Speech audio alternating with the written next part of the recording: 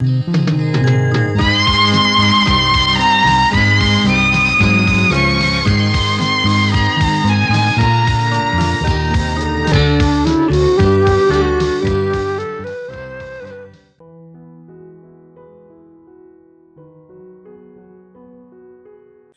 सुमन के सभी श्रोताओं को जय मसीह की। प्रियजनों, आज हम परमेश्वर के वचन में बड़ी खूबसूरत बातें देखने वाले हैं। कंगाल, जो इंसान कंगाल होता है, उसके पीछे का कारण क्या है? ठीक है, हम 5 कारण के ऊपर अध्ययन करने वाले हैं, 5 बातों के ऊपर हम स्टडी करने वाले हैं। तो कंगाली या निर्धन होने का हर कोई दोष देता है परमेश्वर को या अपने भाग्य को या अपने परिवार को, लेकिन हकीकत क्या है? हकीकत क्या है? इन 5 चीजों को हम परमेश्वर के वचनों में देखने वाले हैं। 5 चीजें जो हमारे जीवन में है ना, हमें निर्धन बनाता है या कंगाली लेकर आता है हमारे जीवन में। आइए उन वचनों की तरफ हम बढ़े। सबसे पहला हम पढ़ने वाले हैं नीति वचन, उसका 13 अध्याय उसका 18। नीति वचन 13 अध्याय उसका 18 वचन। जो शिक्षा को सुनी अनसुनी करता वह निर्धन होता और अपमान पाता है, परंतु जो डांट को मानता उसकी महिमा होती है। प्रभु परमेश्वर इन पवित्र वचनों के द्वारा हमें अनुग्रह से भरपूर करे। आमीन।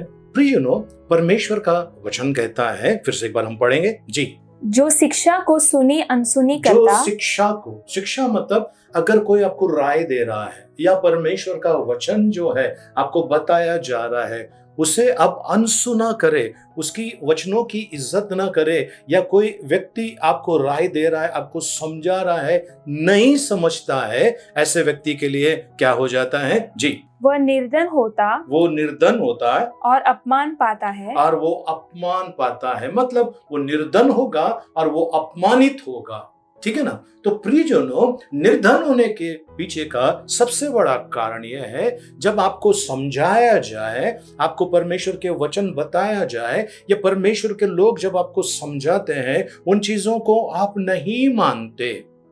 एक लड़का जो पतंग उड़ा रहा था, पतंग उड़ाते समय उसको कई लोगों ने कहा एक्सीडेंट हो जाएगा, वो सुनने के लिए तैयार नहीं है। वो पतंग को उड़ाने के इसमें एक मोटरसाइकिल वाले ने उनको उड़ा दिया और उनके कमर का नीचे का हिस्सा काम करना बंद कर दिया। मोटरसाइकिल वाला तो निकल गया, पर इनका कमर के नीचे का हिस्सा काम करना बंद हो गया।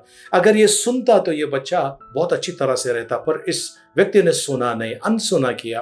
प्रियजनों, कई बार आपको बताया जाता है कि ये लड़की ठीक नहीं आपके लिए, आप इससे ब्याह मत कीजिए, पर आप कर देते हैं और बाद में क्या हो जाता है? शर्मिंदा होना पड़ता है ना। तो प्रियजनों, आज परमेश्वर का वचन सबसे पहला चीज आपको मुझे परमेश्वर बताना चाहता है कि आप परमेश्वर के वचन को सुनो। परमेश्वर के लोग जब आपको परमेश्वर के वचन के ऊपर आधारित बातें बताएंगे, उसको सुनो, अनसुना मत कीजिए। अनसुना जो करता है वो क्या हो जाता है? उसके जीवन में वो निर्धन हो जाता है और उसको शर्मिंदा होना पड़ता है, लज्जित होना पड़ता है। तो उससे बचना है तो आपको मुझे परमेश्वर का वचन का पालन करना है। परमेश्वर के लोग जो हमारे अगुवे हैं, उनकी बातों को जो परमेश्वर के वचन पर आधारित हुए हमें समझाते हैं, समझना बहुत जरूरी है।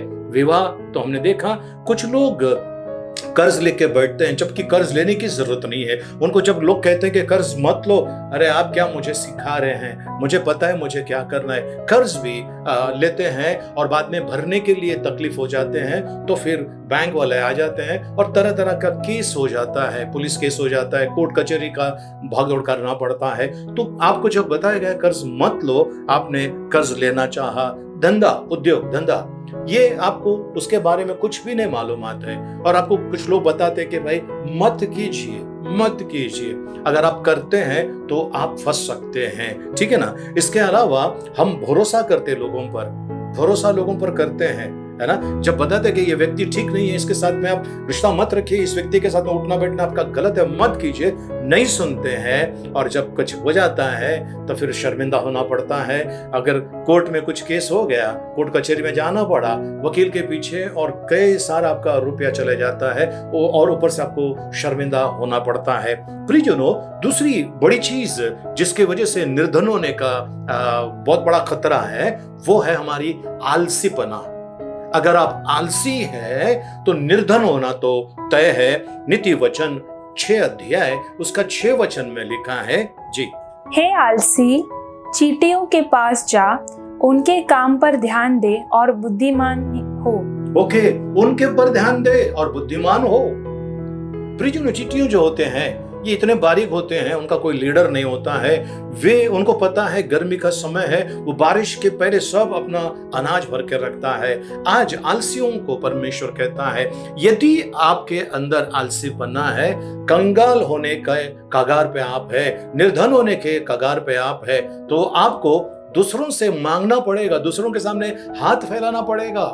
इसके लिए आपको और मुझे परमेश्वर का वचन कहता है, सुस्त ने चुस्त बनकर रहना बहुत जरूरी है। तो हमने पहला चीज देखा, सलाह मानना बहुत जरूरी है परमेश्वर के लोगों का। परमेश्वर के वचन में जो लिखा है उसको मैंने मानना चाहिए, सबसे पहला चीज है। नहीं करता तो मुझे शर्मिंदा होना पड़ेगा, निर्धन होना पड़ेगा। दूसरा चीज है आलसीपना। अगर हम आलसी है तो निर्धन होना ही होना है, परमेश्वर के वचन में लिखा हुआ है। तीसरी चीज की तरफ हम चलते हैं, और वो है जो बकबक करता है, जो बकबक करता है, बहुत बातें करता है, किसी काम की नहीं है लेकिन बहुत बातें करते रहता है, निकम्मी बातें करते रहता है। उसके साथ में भी प्रभु का वचन कहता है ऐसा ही होता है। तो चलिए तीसरी चीज की तरफ चलते हैं, और वो है नीति वचन 14 अध्याय उसका 23।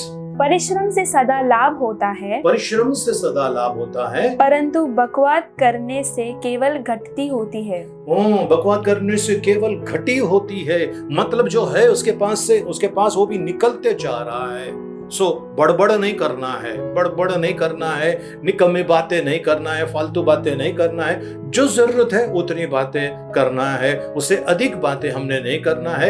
ये हमारे जीवन के अंदर भी बड़ा खतरा है प्रियजनों। तो सबसे पहला हमने परमेश्वर के वचन को मानना है। परमेश्वर के लोग जो हमारे मसीह में जो अगुवे हैं उनकी बातों को मानना बहुत जरूरी है। इससे क्या होगा, हमारा लाभ होगा। वरना अगर हमने उनको तुच्छ जाना, हमने उन बातों को ध्यान नहीं दिया, तो हम निर्धन हो सकते हैं, और दूसरा हमें लज्जित होना पड़ेगा। पर अगर हम मानते हैं तो हम प्रतिष्ठित या सम्मानित होते हैं। ठीक है। दूसरा चीज हमने देखा, अगर आलसीपना है तो हमें निर्धन होने से कोई नहीं बचा सकता है। तीसरी चीज हमने देखा, और वो है जो बकवाद करते रहता है, बकवास करते रहता है, वो भी आलसी हो जाएगा। उसके पास से सारी चीजें निकल जाएगी, जो है उसके पास से वो निर्धन हो सकता है। चौथी चीज की तरफ हम चलते हैं, है ना, नींद। इंसान को नींद की बहुत जरूरी है, पर अगर ज्यादा सोता है, अगर वो हद से ज्यादा सोता है, दिन रात सोता है, उसके लिए भी बड़ा खतरा है। और वो नीति वचन में 20 अध्याय 13 में लिखा हुआ है जी, नींद से प्रीति न रख, नहीं तो दारिद्र हो जाएगा। नींद से प्रीति मत रख, नींद से प्रीति मत रख, वरना दारिद्र हो जाएगा, यानी कंगाल हो जाएगा। परमेश्वर का वचन कहता है नींद बहुत जरूरी है, सोना बहुत जरूरी है, पर उतना सोइए जितना जरूरी है। उससे अधिक अगर आप सोते हैं तो वो आपको दारिद्र्य की तरफ ले जाएगा। और पांचवी चीज की तरफ हम चलते हैं प्रियजनों, और वो है बड़ा खतरनाक है, वो है पियक्कड़ और पेटू। नीति वचन 23 अध्याय उसका 21। क्योंकि पियक्कड़ और खाऊ अपना भाग खोते हैं, पियक्कड़ और खाऊ या पेटू अपना भाग खोते हैं, और पीनक वाले को चितड़े पहनने पड़ते हैं। पीनक वालों को चितड़े पहनने पड़ते हैं, फटे हुए कपड़े चितड़े पहनने पड़ते हैं। तो प्रियजनों, आज अगर आप अपने अंदर झांक के देख लीजिए, अगर आप दारिद्र है या कंगाल है या निर्धन है या किसी ऐसी चीज की कमी घटी आपके जीवन में है, तो कहीं ना कहीं इन 5 और भी चीजें हैं, लेकिन हम फिलहाल इन 5 चीजों की तरफ अध्ययन कर रहे हैं तो ये 5 चीजों की तरफ आपको ध्यान देना है। प्रियजनों, परमेश्वर आपका भला चाहता है, परमेश्वर आपकी उन्नति चाहता है। बस इन चीजों से बाहर आइए। आमीन। आइए हम प्रार्थना करें।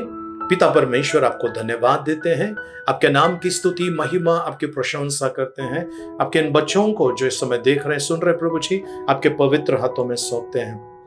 आज प्रभु आपके वचनों से जो बातें सीखी समझी उसके अनुसार चले प्रभु जी, ऐसी कृपा मांगते हैं। धन्यवाद देते हैं प्रभु, आपका गौरव महिमा आपकी स्तुति बढ़ाई करते हैं यीशु मसीह के नाम में। आमीन। अब पिता परमेश्वर का प्रेम, प्रभु यीशु मसीह का अनुग्रह और पवित्र आत्मा की सहभागिता अब से लेकर सदा तक हम सबके साथ में बनी रहे। आमीन।